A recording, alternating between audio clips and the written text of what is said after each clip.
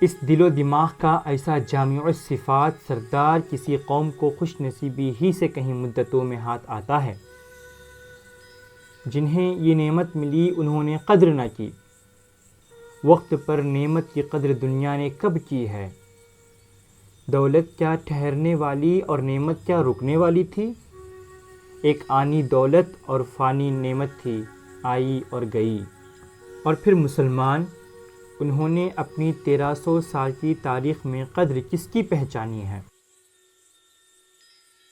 شیر خدا علی مرتضیٰ رضی اللہ عنہ کی، خلیفہ رسول عثمان غنی رضی اللہ عنہ کی، جوانان جنت کے سردار حسین رضی اللہ عنہ کی؟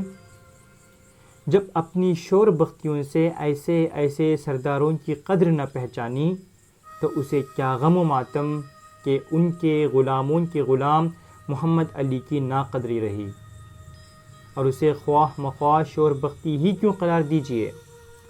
صنائے کامل کی مصلحتوں کی تھا اور حکیم علی الاطلاق کی حکمتوں کے بھید کون پا سکا ہے؟ کم تھے جنہوں نے محمد علی کو پہچاننے کی کوشش کی، کم تر تھے جو اس کوشش میں کامیاب رہے۔